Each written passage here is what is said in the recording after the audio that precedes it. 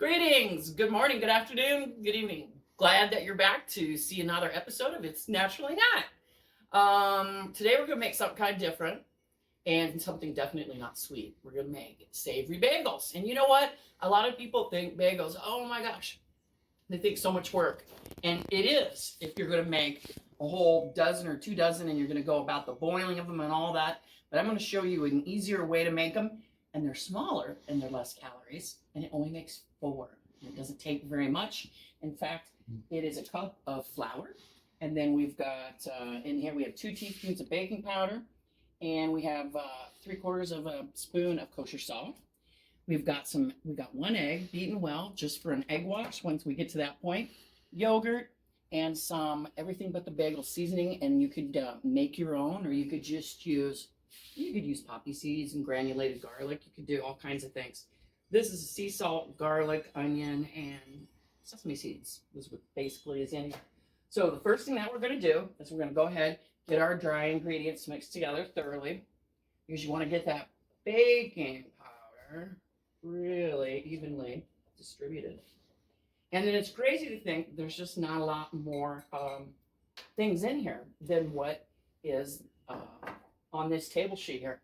So you put the yogurt in, and you know what, the yogurt, you want to use Greek yogurt. You do not want to use regular yogurt. I just got some no-namer here from the grocery store. We got 1 cup of that in there. Then we're going to want to mix that pretty well. I'm going to use a fork here. You're going to get a really funky, shaggy dough when you do this. And then you're going to, once we get this kind of shagged out together, of course I could have used a bigger bowl, but I didn't do that. But once we get this all nice and thoroughly mixed, then we're going to knead it a little bit on our hands. So you're going to need a little extra all-purpose flour for the kneading portion.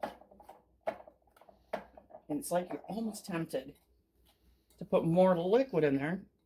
See how it's getting really shaggy? We still have more flour to pick up from the bottom. Not until we pick up all that flour. And I would use a bigger bowl. I need more mixing bowls. There we go. Now it's starting to get, that's pretty shaggy. And see how it's kind of come together? It's a weird dough. It's not like other doughs. And you're going to throw a little bit of flour down on your counter. You're going to give this a little kneading here. And you're not going to do a lot, honestly. I'm going to give it a little bit more because it's really sticko. If you were doing this on maybe a day where there was a lot of humidity in the air, you might have to put down a little bit more flour. I'm going to put down just a little bit more. Each time I say that, I'm only putting, it's better to put too little flour in and keep doing it than it is to put too much, because once you put too much, you cross a bridge with no return, really. What happens when you put too much flour in?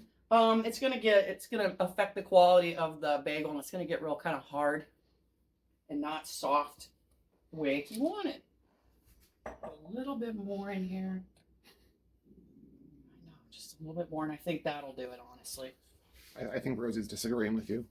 Rosie wants to eat the bagel dough. Rosie's a little mad because she wants to be the star of the show, don't you, Rose? Yeah, she's over there sulking. That's okay, Rose. You can have a bite. Just a little bit more. Then we're going to, I'd say that's about where we need it to be. Then the next thing we want to do is just kind of guesstimate into half. So we want a total of 4 balls, all about the same length or weight. I'm going to go a little bit more, just a pinch. Okay. Then what we're going to do now, and yeah, your hands are going to get to be messy. You have to move things around that way. Is we're going to go ahead and roll each one of these out. About like a big old cigar. About like that. Okay. And once you get that, go ahead, put it on your parchment paper.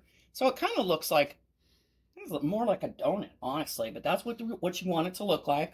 Kind of like a horseshoe. Yep, like a little horseshoe. And again, if you got to put a little bit more down, that's fine.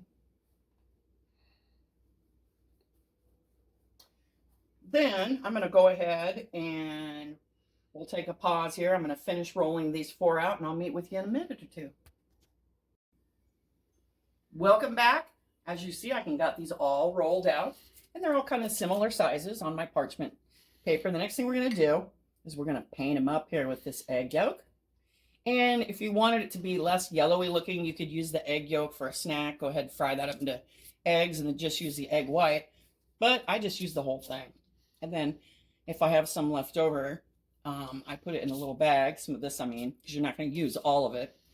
I put it in my bag and I throw it in my freezer. And I use it for the next time I do something similar like this. Or if you remember I think in the rhubarb pie, didn't we put some egg on that? I thought so.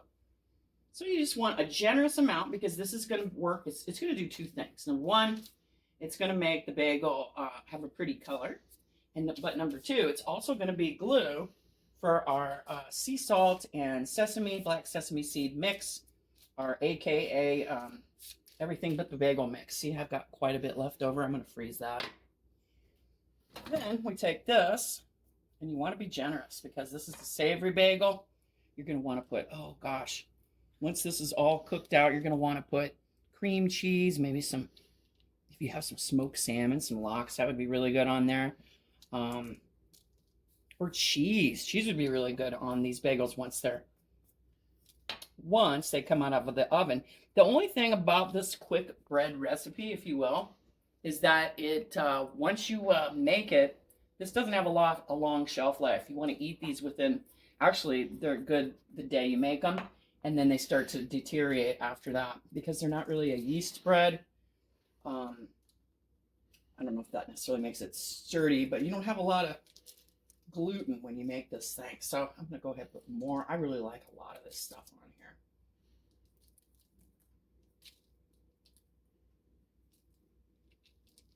Then we're going to put it in our, our 375 degree oven.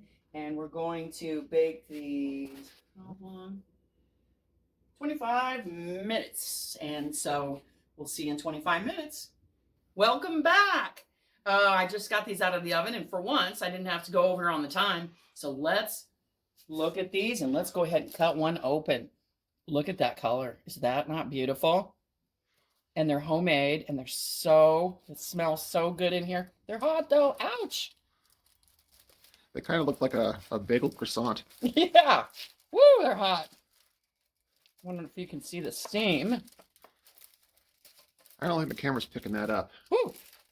Luckily, I've worked in a restaurant for a decade, and I don't have much feeling in my fingers. There we go. We need to get you a new knife. I know, it's very dull.